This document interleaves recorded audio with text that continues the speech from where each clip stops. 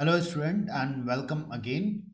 इस वीडियो में हम लोग क्या करेंगे, तो राउल्ट्स लॉ जो कि प्रीवियस वीडियो में हम लोग देखे थे उसके क्वेश्चंस को सॉल्व करेंगे और साथ ही साथ कोलिगेटिव प्रॉपर्टीज को भी हम लोग डिस्कस करेंगे। ठीक है, तो ओवरऑल ये वीडियो आपके लिए बहुत ही ज़्यादा इंपॉर्टेंट रहने वाला है।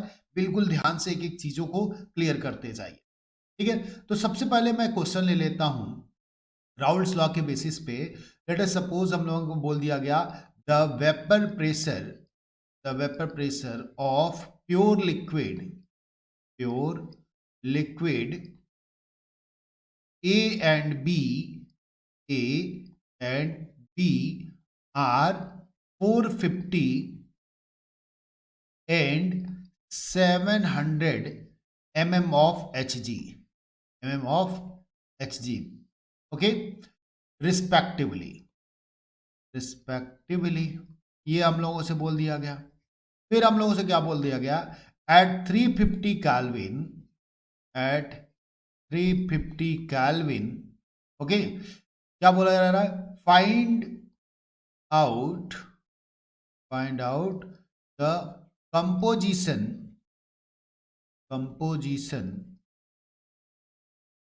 Of the liquid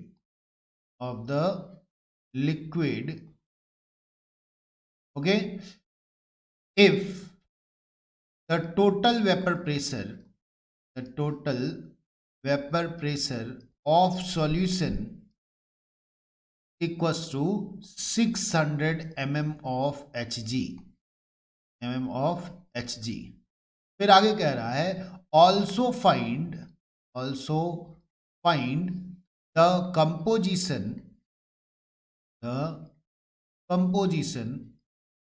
in vapor phase। अब देखिए, सबसे पहले ना क्वेश्चन को समझना जरूरी है, बहुत इंपॉर्टेंट रहेगा क्वेश्चन आपके लिए, बोर्ड के लिए। तो सबसे पहले क्वेश्चन को समझिए, क्या कह रहा है क्वेश्चन में कि लेट अस सपोज हम लोगों के पास कोई सॉल्यूशन है। ठीक है, मान लीजिए इस कंटेनर में मैंने सॉल्यूशन ले लिया। अब इसमें एक कंपोनेंट को मैं रेड कलर से मार्क कर दे रहा हूं और दूसरे कंपोनेंट को मैं ग्रीन कलर से मार्क कर दे रहा हूं। ठीक है, मतलब दो तरीके की चीजें, इसमें दो तरीके का लिक्विड है जिससे ये मिक्सचर बना हुआ है। एक को हम लोग बोल दे रहे हैं ए और दूसरे को हम लोग बोल दे रहे हैं बी। ठीक है, अब कह रहा है अगर प्योर फॉर्म में इस लिक्विड का वेपर प्रेशर 450 और 700 mm ऑफ Hg था। अगर आपको ध्यान हो राउल्ट्स लॉ, तो राउल्ट्स लॉ में हम लोग पढ़े थे P total equals to PA naught chi A plus PB naught chi B। अब यहाँ पे कौन कौन सी चीजें क्या क्या थी इसको हम लोग समझें। तो P टोटल था हम लोगों का vapour pressure of solution. PA not क्या था भाई, तो वेपर प्रेशर ऑफ प्योर ए, एक कंपोनेंट ए मान ले रहे हैं तो प्योर ए का वेपर प्रेशर था। काई ए क्या था, तो मोल फ्रैक्शन ऑफ ए था, है ना, ऑफ ए। पीबी नॉट क्या था, तो pure vapour pressure of B. और काई बी क्या था, तो मोल फ्रैक्शन ऑफ बी था, ऑफ कंपोनेंट बी। अब यहां पर हम लोगों को वेपर प्रेशर क्या बोल रहा है, इंडिविजुअल लिक्विड का बोल रहा है, यानी कि ये क्या है, प्योर फॉर्म का है ना। तो मैं यहां पे क्या लिखूंगा, P A naught equals to, हम लोग ले लें P A naught equals to 450 mm of H G. ठीक है, और पीबी नॉट हम लोगों को क्या दे दिया भाई, तो पीबी नॉट हम लोगों को दे दिया 700 mm ऑफ एच जी। अब कह रहा है अगर सॉल्यूशन का वेपर प्रेशर क्या है, 600 mm ऑफ एच जी है, यानी कि P टोटल क्या है, ये हम लोगों का 600, तो 600 mm ऑफ एच जी है। ठीक है, अब इतना इंफॉर्मेशन देकर हम लोगों से क्या पूछ दिया गया, तो काई ए और काई बी की वैल्यू हम लोगों से पूछ दी जा रही है, ये हम लोगों को फाइंड करना है। और दूसरा, अगर ये क्लोज्ड कंटेनर में होता है ना। तो जो गैसियस फेज में जो कंपोनेंट होंगे, जो वेपर के फॉर्म में होगा, उसका भी कंपोजिशन यानी कि मोल फ्रैक्शन पूछ रहा है। तो उसकी बात हम लोग बाद में करेंगे, पहले हम लोगों के पास ये इंफॉर्मेशन है। तो अगर मैं इसको पुट कर दूं इस फॉर्मूले में, तो मैं क्या लिखूंगा, 600 इक्वस टू 450, और मैं यहां पे कर देता हूं काई ए प्लस, मैं यहां पे लिखूंगा 700 इंटू क्या हो जाएगा, काई बी। ये हम लोगों के पास आ गया है। अब इसको हम लोग आगे बढ़ाते हैं। तो हम लोगों के पास था 600 इक्वस टू 450 काई ए प्लस क्या था, देखिए 700 काई बी। तो 700 काई बी। अब यहाँ पे हम लोगों को काई ए और काई बी की वैल्यू निकालनी है। कैसे निकालेंगे भाई, दो वेरिएबल्स हो गए तो बिल्कुल आप जानते हैं chi A plus chi B equals to क्या होता है, 1। अब आसान हो गया, क्या कर दें, लेट अस सपोज मैं काई बी के जगह पे क्या रख देता हूँ, 1 माइनस काई ए रख देता हूँ। तो मैं यहां पे लिख दूंगा 600 equals to 450 plus 700 into 1 minus chi A. अभी आसानी से हो जाएगा, क्या कर दूंगा भाई मैं, तो मैं यहां पे लिख देता हूं 450, और ये हम लोगों का काई ए तो यहां पे रहेगा ही, है ना।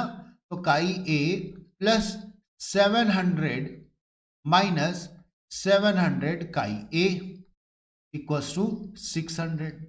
अब दोनों ए वाले को एक साइड में कर दिया जाए और विदाउट ए वाले को एक साइड में कर दिया जाए, तो जब इधर ये प्लस में है इधर आएगा तो माइनस में हो जाएगा। तो 600 माइनस 700 इक्वस टू 450 काई ए, और यहाँ पे क्या हो जाएगा, माइनस 700 काई ए हो जाएगा। अब यहाँ पे क्या हो गया, ये माइनस 100 हो गया इक्वस टू, अब यहाँ पर देखिए तो 450 है और 700 है, यानी कि 5 6 7 यानी कि 250 आ जाएगा। तो 250 काई ए हो जाएगा, और ये क्या है, माइनस में है, तो दोनों माइनस को मैं कैंसिल कर सकता हूँ। काई ए के जगह पे हम लोग क्या लिख सकते हैं, तो काई ए इक्वस टू मैं लिख सकता हूँ यहाँ पर 100 अपान 250 लिख सकता हूँ। ये 0 से 0 कैंसिल कर दिया जाए, है ना। तो मैं इसको क्या कर सकता हूँ, 2/5 यानी कि एक तरीके से 0.4 आ जाएगा। तो 0.4 आ गया हम लोगों का काई ए का वैल्यू। अब अगर काई ए हम लोगों को मिल गया, तो हम लोग इजीली काई बी भी निकाल सकते हैं। कहाँ से निकालेंगे भाई, तो अभी तो ये हम लोग लिखे हैं chi A plus chi B, दोनों को मिलाकर वैल्यू 1 होना चाहिए। तो यहां से मैं लिख सकता हूं काई B equals to 1 minus chi A, है ना। तो 1 माइनस क्या हो जाएगा, 0.4 हो जाएगा, और ये कितना आ जाएगा, 0.6 आ जाएगा।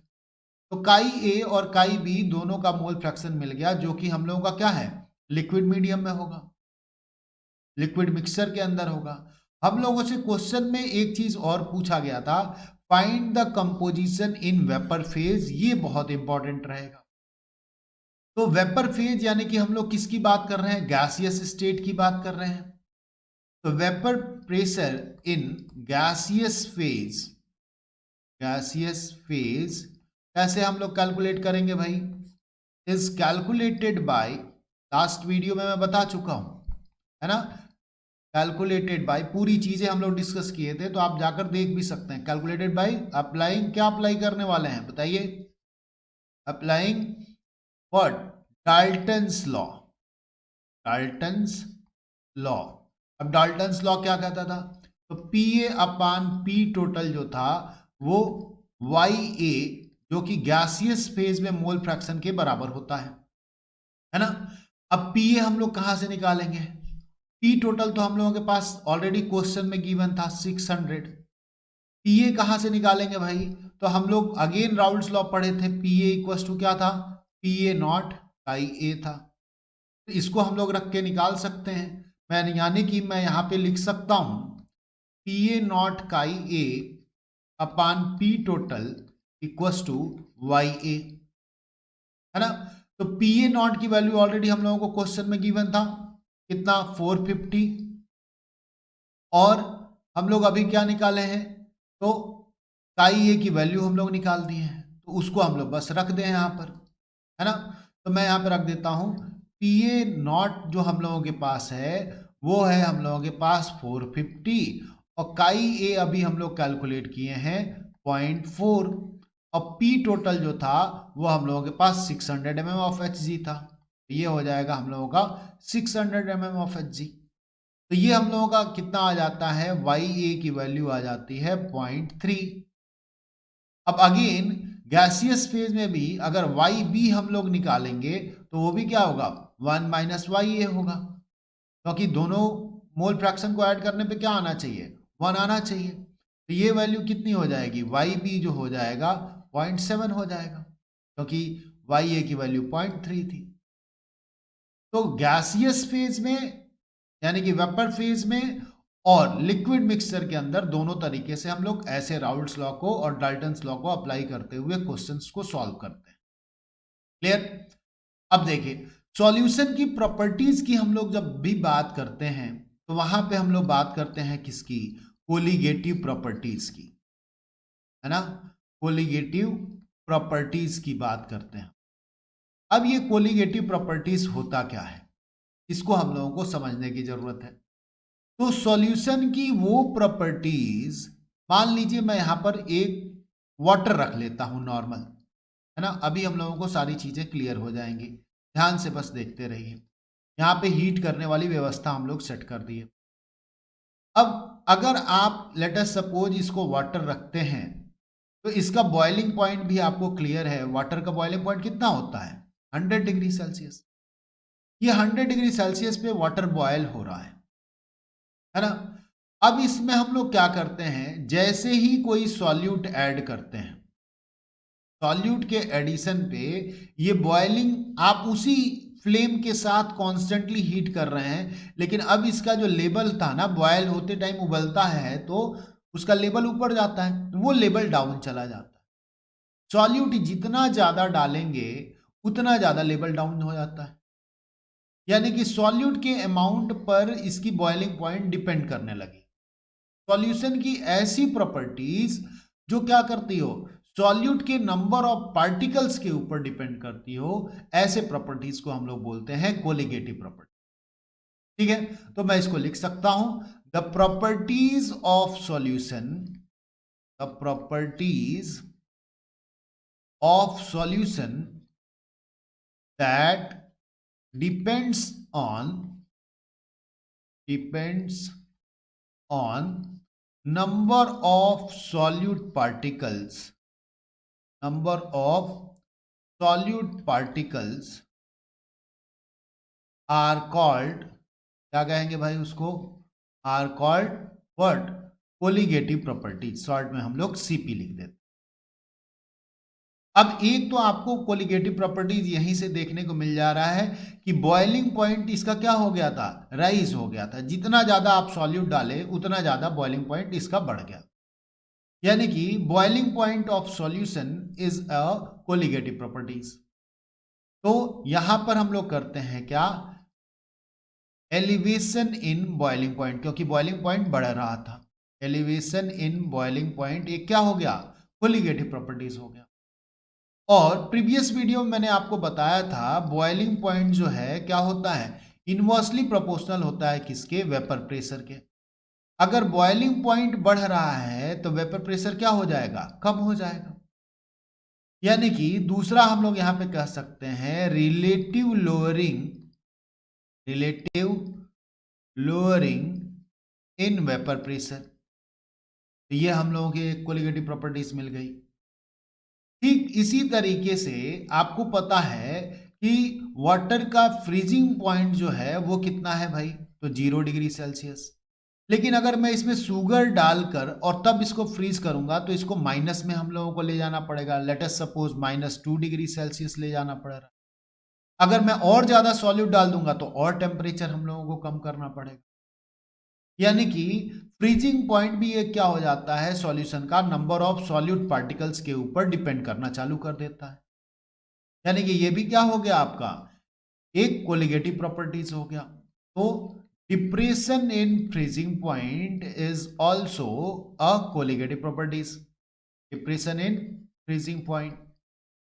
और लास्ट में एक और कोलिगेटिव प्रॉपर्टीज हम लोग देखते हैं क्या, सॉल्यूशन की।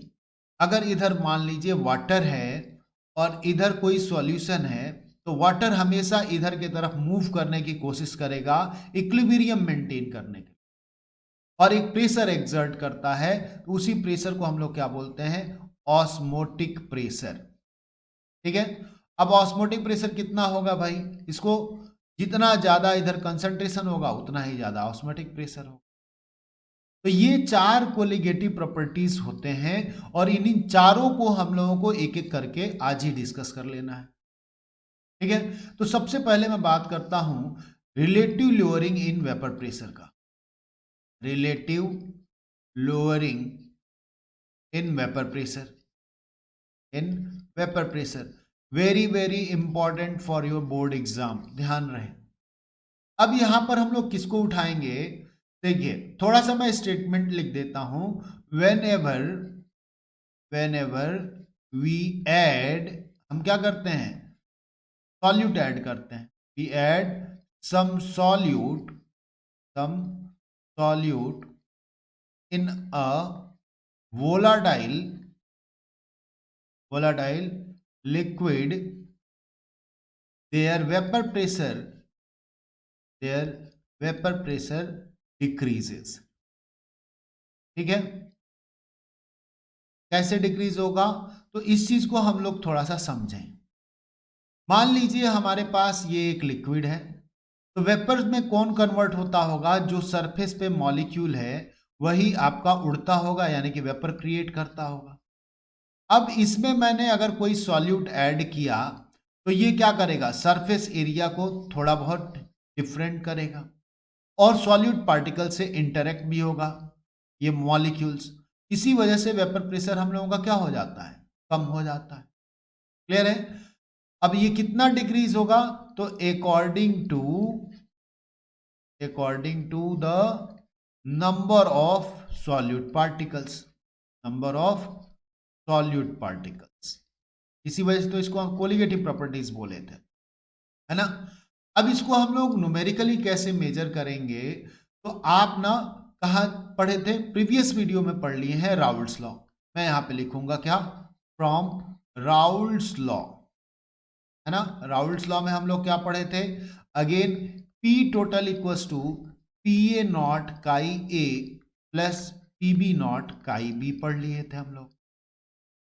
अब अगर नॉन वोलाटाइल कोई सॉल्यूट हम लोग ऐड कर रहे हैं, तो नॉन वोलाटाइल सॉल्यूट का पी ए नॉट का वैल्यू क्या होगा, 0 हो जाएगा, है ना। इस कंडीशन में काई ए से जब मल्टीप्लाई करेंगे तो वो भी 0 हो जाएगा।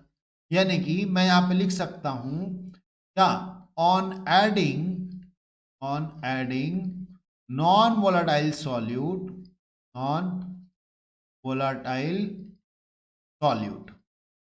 क्या हो गया भाई, तो P टोटल जो है वो किसके बराबर हो जाएगा, PB नॉट काई बी के बराबर हो जाएगा, है ना। अब इसको हम लोग आगे बढ़ाएं, तो P टोटल इक्वल्स टू आ गया है आपका PB नॉट काई बी। लेकिन ये तो एक्चुअली में क्या हो रहा है, हम लोगों को सॉल्यूट पार्टिकल्स के ऊपर डिपेंड कर रहा है। तो यहाँ पे तो हम लोगों के पास क्या है, काई बी यानी कि मोल फ्रैक्शन ऑफ सॉल्वेंट ले रहे हैं हम लोग, मोल फ्रैक्शन ऑफ सॉल्वेंट। तो ये तो फिर सॉल्यूट का यहाँ पे कोई मेजरमेंट ही नहीं रहा, तो इस वजह से हम लोग इसको किसके टर्म में लिख दें, सॉल्यूट के टर्म में। कैसे लिखेंगे भाई, तो काई ए प्लस काई बी आपको पता है कितना होता है, 1। काई बी की जगह पे मैं क्या लिख दूं, 1 माइनस काई ए लिख दूं। यानी कि मैं यहां पे लिख सकता हूं P total equals to P B naught और 1 माइनस काई ए। अगर मैं पी बी नॉट से मल्टीप्लाई कर दूं तो हमारे पास क्या आ जाएगा, P B naught minus P B naught chi A आ जाएगा, और यहां पर P टोटल है ही हम लोगों के पास। अब अगर मैं इस पी बी नॉट को लेफ्ट हैंड साइड में ले जाऊं तो हम लोगों को क्या मिलेगा भाई, ये माइनस में आ जाएगा। यानी कि मैं लिखूंगा माइनस पी बी नॉट और plus P total equals to minus P B naught chi A. अब चूंकि ये माइनस में आ रहा है ना, तो इस वजह से मैं होल इक्वेशन में क्या कर देता हूं, माइनस से मल्टीप्लाई कर देता हूं, तो ये प्लस हो जाएगा। यानी कि पीबी नॉट हो जाएगा। ये प्लस था तो ये क्या हो जाएगा, माइनस हो जाएगा, तो पी टोटल हो जाएगा। ये भी माइनस था तो ये क्या हो जाएगा, प्लस हो जाएगा, और ये भी आपका प्लस हो गया। अगर मैं इसको पीबी को वेपर प्रेशर वाले सारे कंपोनेंट को एक साइड में करूं, यानी कि इसको लेफ्ट हैंड साइड में ले आऊं, तो हम लोगों को क्या मिलेगा भाई, PB naught minus P total upon PB naught equals to chi A मिल गया। और यही हम लोगों का फॉर्मूला हो जाता है किसके लिए, relative lowering in vapour pressure के लिए। कैसे भाई, तो ये क्या है हम लोगों का, तो vapour pressure of pure solvent है, प्योर सॉल्वेंट है ये। अब माइनस क्या हो गया, तो पी टोटल क्या है, तो वेपर प्रेशर ऑफ सॉल्यूशन है ना। अपान अगेन क्या हो गया भाई, तो vapour pressure of pure solvent हो गया, प्योर सॉल्वेंट। और ये किसके बराबर हो जा रहा है हम लोगों का, मोल फ्रैक्शन ऑफ सॉल्यूट के बराबर हो जा रहा है ना। तो चेंज इन वेपर प्रेशर कितना हुआ, तो सॉल्वेंट का ही बस वेपर प्रेशर था, सॉल्यूट का तो हम लोग जीरो ले लिए थे, देखिए यहां पर, है ना। तो सॉल्वेंट का ही बस वेपर प्रेशर था, उसमें से हम सॉल्यूशन को माइनस कर दे रहे हैं, यानी कि कितना वेपर प्रेशर में चेंज आया और किसके रिस्पेक्ट में, तो सॉल्वेंट के वेपर प्रेशर के रिस्पेक्ट में। ये किसके इक्वल हो गया, मोल फ्रैक्शन ऑफ सॉल्यूट के इक्वल हो गया। तो मैं इसको यहाँ पे ये भी लिख सकता हूं, delta P upon P B naught equals to chi A, है ना। Change in vapour pressure upon vapour pressure of solvent equals to mole fraction of solute, है ना। इसको हम लोग और आगे बढ़ाएं तो हम लोगों के पास था P B naught minus P S भी लिख सकता हूं मैं, vapour pressure of solution upon P B naught equals to मैं लिख रहा हूं काई ए। अब आपको मोल फ्रैक्शन का फॉर्मूला पता है, काई ए इक्वल्स टू क्या होता है, तो number of moles of one component upon number of moles of total component, है ना। तो इसको मैं यहां पे रख सकता हूं, तो मैं यहां पे लिख दूंगा P B naught minus P S upon P B naught equals to N A upon N A plus N B लिख सकता हूं मैं, है ना। अब अगर बहुत डाइल्यूट सॉल्यूशन हो तो Na की वैल्यू क्या हो जाएगी, बहुत कम हो जाएगी, और डिनोमिनेटर पार्ट में बहुत कम वैल्यू है, तो उससे डिवीजन देने से कोई बहुत ज़्यादा फर्क पड़ेगा नहीं। इसी वजह से हम लोग इसको क्या कर सकते हैं, नेगलेक्ट कर सकते हैं। तो मैं यहाँ पे लिख सकता हूँ for very dilute solution, very dilute solution क्या हो गया, we can neglect, we can neglect Na from denominator, denominator हम लोग नेगलेक्ट कर दें इसको। अब जब हम लोग नेगलेक्ट कर देंगे तो उस कंडीशन में हमारे पास क्या आ जाएगा, P B naught minus P S upon P B naught equals to N A upon N B आ जाएगा। यानी कि डाइल्यूट सॉल्यूशन के लिए हमारे पास ये फॉर्मूला अप्लीकेबल हो जाएगा। एन ए हम लोग कैसे निकालते थे भाई, तो गिवन मास ऑफ सॉल्यूट जिसको मैं डब्ल्यू ए ले रहा हूं अपान मोलर मास ऑफ सॉलिड जिसको मैं एम ए कंसिडर कर ले रहा हूं। सेम तरीके से अगर हम लोगों को एन बी निकालना हो तो मैं क्या लिख दूंगा, given mass of solvent upon molar mass of solvent. और इसको अगर हम लोग पुट करें तो P B naught minus P S upon P B naught equals to W A upon M A into W B upon M B आ जाएगा। तो ये सीधे सीधे आप मास से relative lowering in vapour pressure निकाल सकते हैं, है ना। तो ये हम लोगों का फॉर्मूला हो गया। तो relative lowering in vapour pressure तो हम लोग कंप्लीट कर लिए। दूसरी भी कोलिगेटिव प्रॉपर्टीज हम लोगों को देखना चाहिए, क्या था भाई, तो elevation in boiling point, elevation in boiling point. Again ये भी हमारे लिए उतना ही इंपॉर्टेंट है। लेट अस सपोज मैं यहां पे बात कर रहा हूं, ग्राफिकली रिप्रेजेंट करें हम लोग, है ना। मैं यहां पे एक एग्जांपल भी ले लेता हूं। हमारे पास एक कंटेनर में क्या है, वाटर प्रेजेंट है, ये H2 है। आप बताइए इसका बॉइलिंग पॉइंट कितना है, आप बोलेंगे सर 100 डिग्री सेल्सियस है।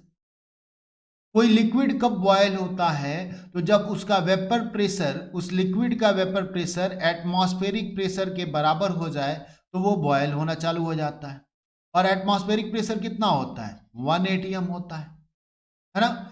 तो लेट अस सपोज अगर हम अभी बॉयल नहीं कर रहे हैं, कुछ टेम्परेचर, कुछ ना कुछ टेम्परेचर और कुछ ना कुछ प्रेशर होगा। मैं यहाँ पर टेम्परेचर रिप्रेजेंट करता हूँ और यहाँ पर प्रेशर रिप्रेजेंट कर रहा हूँ, है ना? लेट अस सपोज ये वाटर जो है उसका कुछ प्रेशर है और कुछ क्या है? टेम्परेचर है। इस लेवल पे वो वाटर प्रेजेंट है। क्लियर है? अब मैं इसको धीरे धीरे क्या करना चालू कर दिया? हीट करना चालू कर दिया। तो धीरे धीरे इसका टेम्परेचर भी बढ़ेगा, साथ ही साथ प्रेशर भी बढ़ता जाएगा। टेम्परेचर और प्रेशर बढ़ता जाएगा। एक टाइम ऐसा आएगा जब ये एटमॉस्फेरिक प्रेशर यानी कि 1 एटीएम को रीच कर जाएगा। और जैसे ही 1 एटीएम को रीच करेगा, वो टेम्परेचर हम लोग क्या कहना चालू कर देते हैं? वो टेम्परेचर हम लोग कहते हैं कि भाई ये इसका बॉइलिंग टेम्परेचर है, जो आप बोलते हैं कि 100 डिग्री सेल्सियस है। जैसे ही ये बॉयल होना चालू हुआ, आप इसमें क्या कर दिए? 1 स्पून शुगर ऐड कर दिए। 1 spoon sugar as a non volatile solute के जैसा। क्या अभी भी ये बॉयल होगा? अगर आप कॉन्स्टेंटली हीट कर रहे हैं तो आप कहेंगे कि नहीं, इसका लेवल थोड़ा सा डाउन हो जाएगा, इसकी बॉइलिंग की जो स्पीड है वो क्या हो जाएगी? कम हो जाएगी। यानी कि ये 1 एटीएम प्रेशर को जो रीच किया था उससे इसका प्रेशर कुछ कम हो जाएगा एक शॉर्ट टाइम पीरियड के लिए। अगर आप कॉन्स्टेंटली हीट कर रहे हैं तो थोड़े ही देर बाद वो अगेन क्या कर लेगा? उसी प्रेशर को रीच कर लेगा। अभी यहाँ ये किसके वजह से हुआ? सॉल्यूट के ऐड करने के वजह से। ये क्या था भाई? तो हम लोगों का सॉल्वेंट था। अब अगेन जब रीच किया है तो ये किसका बॉइलिंग टेम्परेचर होगा? तो ये सॉल्यूशन का बॉइलिंग टेम्परेचर होगा। इसको मैं T2 मान लेता हूं, है ना? अगर हम लोग इनिशियली सॉल्यूशन लेकर बनाए होते और उसको बॉयल किए होते तो वो कुछ इस पॉइंट पे रीच किया होता। सॉल्यूट के ऐड करने के वजह से बॉइलिंग पॉइंट में कितना एलिवेशन हुआ, कितनी बढ़ोतरी हुई, अगर हम लोगों को ये निकालना है तो कैसे निकालेंगे? तो मैं यहां पे लिख सकता हूं एलिवेशन इन बॉइलिंग पॉइंट कितना है? तो T2 बढ़ा हुआ टेम्परेचर था, माइनस T1 कर देंगे। चेंज इन टेम्परेचर है यानी कि डेल्टा T हम मैं लिख सकता हूं। अब बॉइलिंग पॉइंट के लिए है तो मैं यहां पे डिनोट कर दूंगा B से, है ना? तो डेल्टा TB हम लोगों के पास, इसको हम लोग किससे रिप्रेजेंट करेंगे एलिवेशन इन बॉइलिंग पॉइंट को? डेल्टा TB से। अब डेल्टा TB किसके ऊपर डिपेंड कर रहा है? तो सॉल्यूट की क्वांटिटी के ऊपर, यानी कि डायरेक्टली प्रोपोर्शनल है क्वांटिटी ऑफ सॉल्यूट के, क्वांटिटी ऑफ सॉल्यूट के। अब आप कंसंट्रेशन टर्म वाला जो वीडियो देखे हैं उसमें आपको बताया गया था कि कौन कौन से ऐसे कंसंट्रेशन टर्म हैं जो टेम्परेचर के इंडिपेंडेंट रहते हैं। क्योंकि अगर मान लीजिए हम लोग ऐसे कोई कंसंट्रेशन टर्म ले लें जो टेम्परेचर से डायरेक्टली इन्फ्लुएंस हो जाएगा तो मेजरमेंट तो एक्यूरेट हो नहीं पाएगा। तो यहाँ पे हम लोगों को ऐसा कंसंट्रेशन टर्म लेना है जो इंडिपेंडेंट हो टेम्परेचर का। और ऐसे दो ऑप्शन है हम लोगों के पास, काई ए और एम। वर्ल्ड वाइडली किसको एक्सेप्ट किया गया? मोलालिटी को। अगर आप तैयारी कर रहे होते तो मैं मोल फ्रैक्शन की भी बात करता, कंपटीशन की तैयारी कर रहे होते तो। फिलहाल हम लोगों को बोर्ड पे ध्यान देना है ना? तो डेल्टा TB क्या हो गया भाई? डायरेक्टली प्रोपोर्शनल मैं लिखूंगा किसके? मोलालिटी ऑफ द सॉल्यूशन के, है ना? मोलालिटी ऑफ द सॉल्यूशन के डायरेक्टली प्रोपोर्शनल हो गया। अब प्रोपोर्शनलिटी का साइन आप हटाएंगे, आप क्या लगाएंगे भाई? कांस्टेंट लगाएंगे। तो डेल्टा TB इक्वल टू हम लोग क्या लिख देते हैं? KB इंटू एम लिख देते हैं। ये फॉर्मूला हम लोगों का क्या हो जाता है? एलिवेशन इन बॉइलिंग पॉइंट का हो जाता है। ये हम लोगों को क्या रिप्रेजेंट कर रहा है? Elevation in boiling point, in boiling point. Obviously KB क्या है? तो कांस्टेंट है। कौन सा कांस्टेंट हम लोग इसको बोलते हैं? तो मोलल एलिवेशन कांस्टेंट आप बोल सकते हैं इसको, या फिर इबुलोस्कोपिक कांस्टेंट भी बोला जाता है। इबुलोस्कोपिक कांस्टेंट, ठीक है। और m क्या है, स्मॉल m, तो ये है हम लोगों का मोलालिटी ऑफ सॉल्यूशन, है ना। अब अगर मोलालिटी का आपको फॉर्मूला पता हो, हम लोग क्या कहते थे मोलालिटी के लिए, मोलालिटी इक्वल्स टू हम लोग लिखते थे number of moles of solute, moles of solute upon, हम लोग करते थे mass of solvent, mass of solvent किसमें भाई, तो केजी वाले यूनिट में। यहां से हम लोग क्या कर सकते हैं, तो डेल्टा टीबी इक्वल्स टू मैं लिख सकता हूं के बी, और मोलालिटी के फॉर्मूले में नंबर ऑफ मोल्स को मैं Na लूं और इसको मैं क्या ले लूं, given mass of solute upon molar mass of solute, और number of moles of solvent के लिए मैं WB अपान MB हम लोग अभी किए ही थे।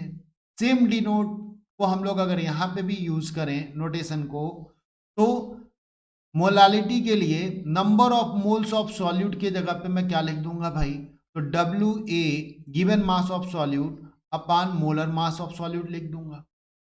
अब मास ऑफ सॉल्वेंट लेना है यानी कि WB हम लोगों को लेना है, तो WB यहाँ पर अगर मैं ग्राम में ले रहा हूँ तो इसको हमें 1000 से डिवीजन देना पड़ेगा, तभी तो वो केजी में आएगा। यानी कि डेल्टा टीबी इक्वल्स टू हम लोग इस फॉर्मूले को भी यूज कर सकते हैं, है ना।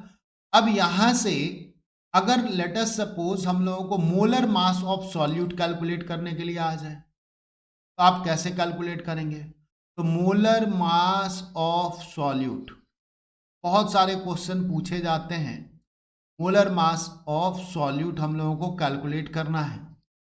कैसे करेंगे भाई, तो Ma इक्वल्स टू क्या हो जाएगा, तो Kb इंटू WA इंटू 1000 अपान डेल्टा टीबी इधर आ गया, तो डेल्टा टीबी इंटू WB, है ना। तो molar mass of solute calculate करने के लिए फॉर्मूला आ गया। थर्मोडायनेमिक्स से हम लोगों को पता क्या चलता है कि Kb हम लोग कैलकुलेट कर सकते हैं थर्मोडायनेमिक्स से। क्या हो जाता है Kb, तो RMT, और यहाँ पे मैं लिख देता हूँ B² अपान 1000, है ना, और यहाँ पे मैं लिख दूंगा delta H of vaporisation. R क्या है भाई, गैस कांस्टेंट, M क्या है, molar mass of solute, TB क्या है, तो बॉइलिंग पॉइंट ऑफ सॉल्वेंट, 1000 तो 1000 ही रहेगा, और ये क्या है, एंथैल्पी ऑफ वेपराइजेशन है ना। तो अगर ये फॉर्मूला आपको ध्यान में रखना है तो इसको भी ध्यान में रखें, इंपॉर्टेंट रहेगा, कई बार ऑब्जेक्टिव में आया है। क्लियर है, तो एलिवेशन इन बॉइलिंग पॉइंट हम लोगों का क्लियर हो गया। अगली जो कोलिगेटिव प्रॉपर्टीज थी तीसरी हम लोगों की क्या थी, depression in freezing point, depression in freezing point था। अब डिप्रेशन इन फ्रीजिंग पॉइंट हम लोग कैसे निकालेंगे, अगेन सेम टाइप से हम लोग समझें। हम लोगों को पता है कि कोई भी चीज कुछ ना कुछ टेम्परेचर और कुछ ना कुछ प्रेशर होगा। यहाँ पे मैं वेपर प्रेशर को रिप्रेजेंट कर दे रहा हूँ, यहाँ पे मैं टेम्परेचर को रिप्रेजेंट कर दे रहा हूँ। जब हम टेम्परेचर डाउन करते जाएंगे धीरे धीरे वेपर प्रेशर भी डाउन होता जाएगा।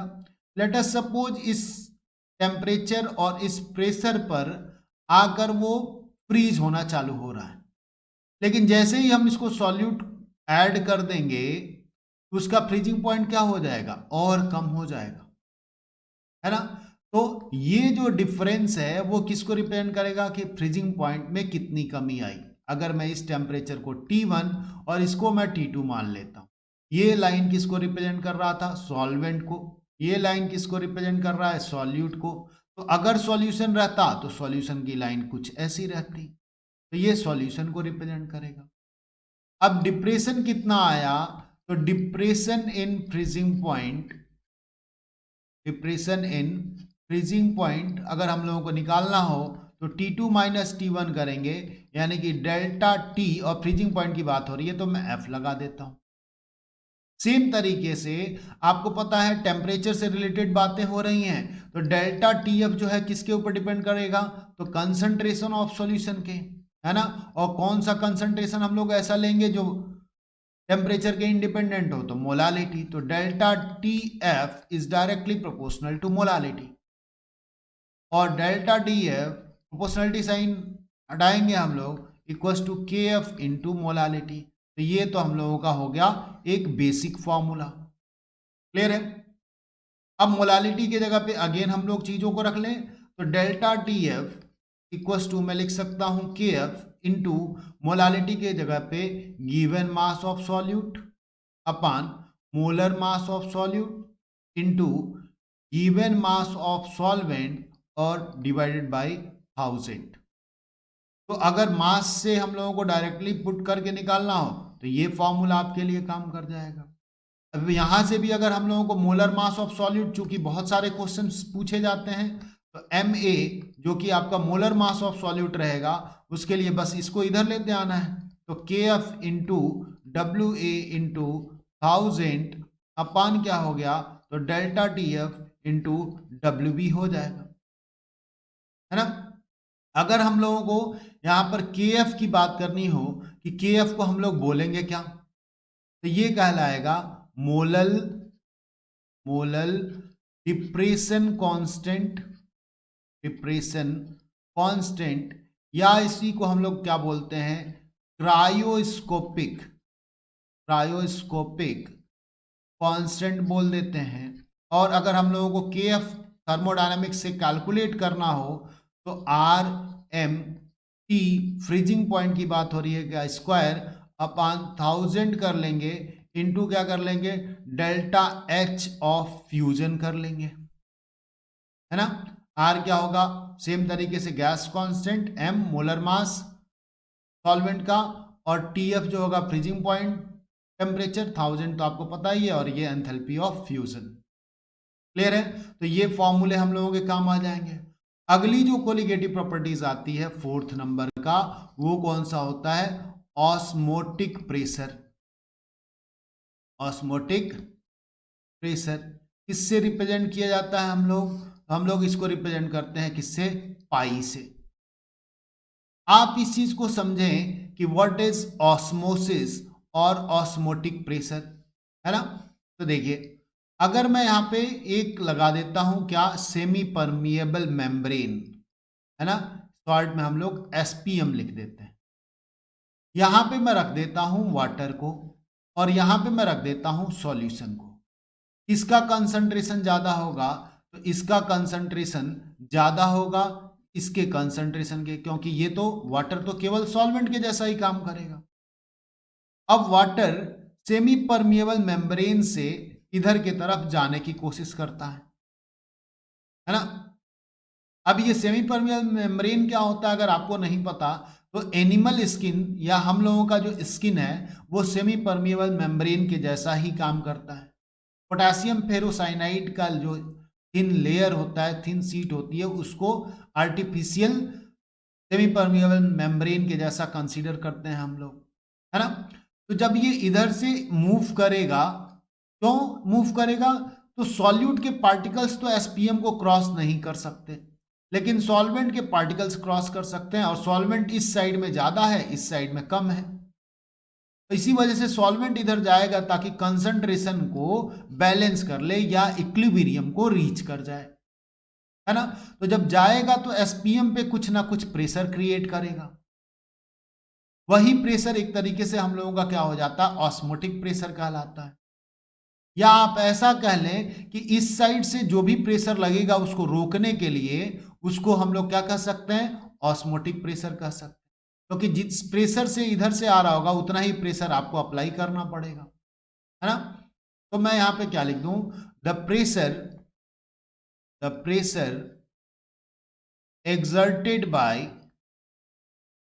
exerted by solvent molecule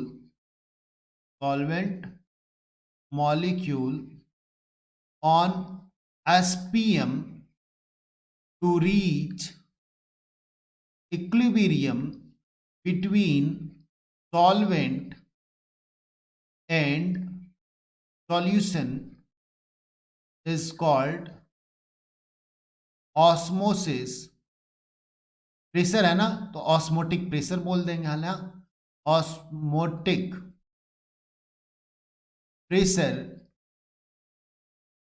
and phenomena is called and phenomena is called, क्या बोलेंगे भाई, तो हम लोग इसको बोलेंगे ऑस्मोसिस। अगर रिवर्स ऑस्मोसिस की हम लोग बात करते हैं, आरओ वाटर सुने होंगे, तो जितना प्रेशर ये इधर से एक्सर्ट कर रहा है ना, उससे ज्यादा प्रेशर अगर मैं इस साइड से पिस्टन लगाकर लगाऊं, तो अब सॉल्वेंट किधर से किधर जाएगा, तो सॉल्यूशन के तरफ से ही इधर जाएगा, यानी कि प्योर वाटर मिलता जाता है और सॉल्यूट पार्टिकल्स इसी में किनारे होते जाते हैं। इसी वजह से आरओ हम लोग क्या करते हैं, वाटर, आरओ वाटर जो आप सुने होंगे प्यूरिफिकेशन के लिए जो यूज किया जाता है, उसको यूज किया जाता है प्यूरिफिकेशन के लिए। क्लियर है? अब पाई आपको पता है। अब प्रेशर मेजर करने के लिए हम लोग क्या यूज करते हैं, तो PV equal to NRT use करते हैं। पी के जगह पे अगर मैं पाई रख देता हूं, तो पाई वी इक्वल टू मैं लिख दूंगा एनआरटी, है ना, या पाई इक्वल टू मैं क्या लिख सकता हूं, एनआरटी बाई वी लिख सकता हूं। और number of moles of solute upon volume of solution in litre को हम लोग क्या बोलते हैं, मोलारिटी बोलते हैं, है ना। तो मैं पाई इक्वल टू क्या लिख सकता हूं, molarity of solution into gas constant into temperature बोल सकता हूं, है ना। तो ये हम लोगों का किसका फॉर्मूला हो गया, ऑस्मोटिक प्रेशर का। अब यहां पर कुछ छोटे छोटे टर्मिनोलॉजी होते हैं जो ऑस्मोटिक प्रेशर पे हम लोगों को जानने होते हैं। लेट अस सपोज हम लोगों के पास दो सॉल्यूशन है, मैं इसको ए बोल दे रहा हूं और यहां पर सॉल्यूशन बी बोल दे रहा हूं।